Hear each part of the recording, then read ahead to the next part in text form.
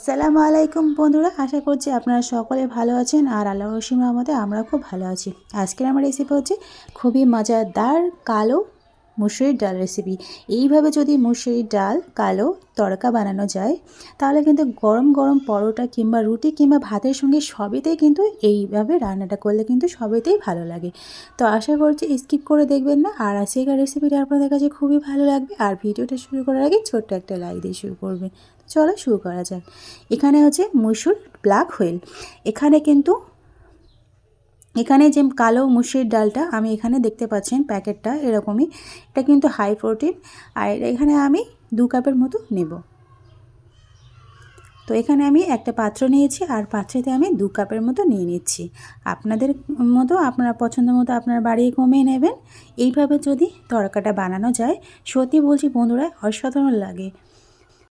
এবার এখানে এই 2 কাপ কালো মসুরির ডালটাকে আমি ভিজিয়ে রাখবো।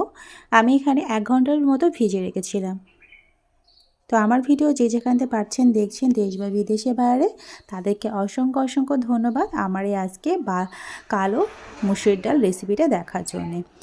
আর যারা আমার চ্যানেলে এখনও নতুন, তোমাদের যদি আজকের রেসিপিটা ভালো লেগে থাকে আর আমাকে যদি বন্ধু করতে চাও তা প্লিজ সাবস্ক্রাইব করে পাশে থেকে যেতে পারেন। তো আমি ঢাকনা চাপা দিয়ে 1 ঘন্টা পরে ফিরে এলাম বন্ধুরা। এবারে আমি ডালটাকে খুব ভালোভাবে হাত দিয়ে আমি খুব ভালোভাবে পরিষ্কার করে ধুয়ে নিচ্ছি। ধুয়ে নিয়ে এরকম ছাঁকনির সাহায্যে জলটাকে ঝরিয়ে নিয়েছি।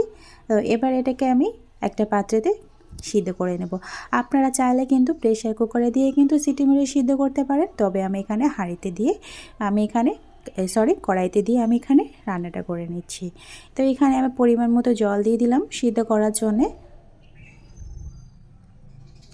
এবার এখানে দেব আমি লবণটা এখানে অ্যাড করিনি। এখানে দেব লবণটা আমি সবার শেষেতে রান্নাতে দেব। এখানে আমি হলুদ গুঁড়া দেব 1 চামচের মতো, আর এখানে একটু ঝাল লঙ্কা গুঁড়ো এখানে দেব হাফ টিস্পুনের মতো। তো এখানে এবারে দেওয়ার পরে এবার গ্যাসের চুলাতে ঢাকনা চাপা দিয়ে আমি এটাকে সিদ্ধ করতে দিচ্ছি। তো যতক্ষণে সিদ্ধ হয়ে যায় ততক্ষণ অপেক্ষা করেছি। তো আমার এখানে সিদ্ধ করতে 25 থেকে 30 মিনিটের মতো সময় লেগেছে। আর প্রেসার কুকারে দিলে তো আরও সময়টা কিন্তু কমই লাগে, কিন্তু আমার একটু আস্তে আস্তে খেতে খুব ভালো লাগবে বলে সেই জন্য আমি এটাকে প্রেসার কুকারে দিইনি, এটাকে আমি কড়াইতে সিদ্ধ করেছি। তো এখানে দেখতে পাচ্ছেন আমি যে এই ছাঁকনির সাহায্যে ছেঁকে নিয়েছি, ঝোলটাকে আমি আলাদা করে সাইড করে রেখেছি, ওটাকে মশলা কষানোর জন্য ওটা ঝোলটা রেখে দিয়েছি। আর এখানে দেখতে পাচ্ছেন কতটা সিদ্ধ হয়ে গেছে দেখলেই বুঝতে পারছেন, কিন্তু মনে হচ্ছে যেন শক্ত, কিন্তু হাত দিয়ে টিপে দেখলে মনে একদমই নরম। তো এবার চলো রান্নাতে চলে যাই। এখানে কড়াইতে আমি এখানে পরিমাণ মতো সরিষার তেল দিয়ে দিলাম, আর এখানে 2টো শুকনো লঙ্কা মাঝখান থেকে ফাটিয়ে এখানে ফোড়ন দিয়ে দিলাম।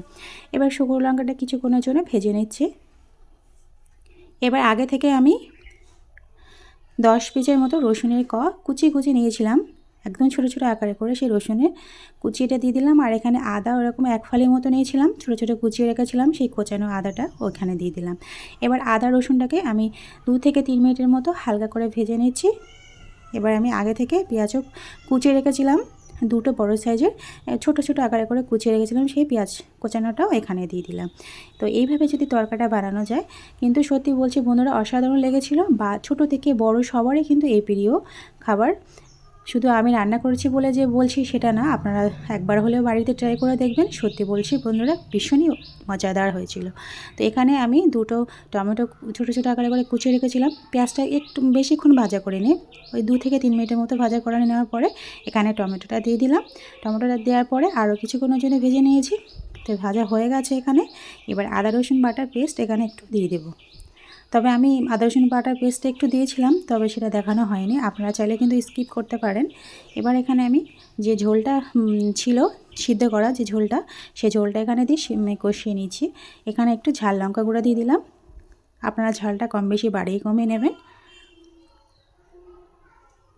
এবারে জিরের গুঁড়া আর ধনিয়া গুঁড়া দিয়ে দিলাম হাফ টিস্পুন করে, সব গুঁড়ো মশলা অ্যাড করা হয়ে গেছে। এখানে আর আমি কোনো হলুদ অ্যাড করিনি, হলুদ যেহেতু দিয়ে সেদ্ধ করেছিলাম বলে সেই জন্য হলুদটার এখানে অ্যাড করিনি। আর যেটা ডালটা সিদ্ধ করে রেখেছিলাম কালো ডাল, সেই ডালটা এখানে আমি দিয়ে মশলার সঙ্গে খুব ভালোভাবে কষিয়ে নিচ্ছি একটু। তো 5 থেকে 7 মিনিটের মতো কষালেই যথেষ্ট, বেশিক্ষণ কষাটা কোনো প্রয়োজন নেই। তো এবার যেটুকু বেশি ছিল সেটাই পুরো ঝোলটা এখানে দিয়ে দিলাম, সিদ্ধ করা যে ঝোলটা, আর এখানে লবণটা দিয়ে দেব। দেওয়ার পরে এবারে আমি এখানে ঢাকনা চাপা দিয়ে 10 মিনিটের জন্য রান্নাটা করে নিচ্ছি।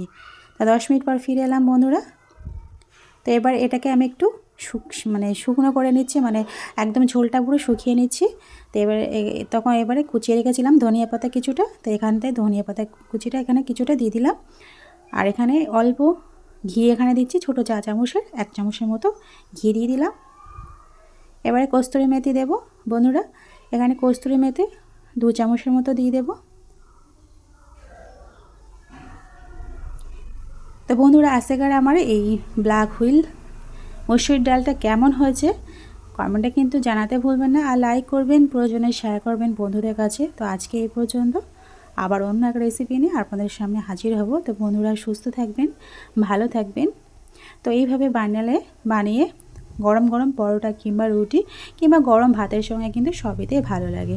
তবে আমি এখানে কিন্তু খুবই শুকনো শুকনো রেখেছি, আর আপনারা চাইলে একটু ঝোলও রাখতে পারেন।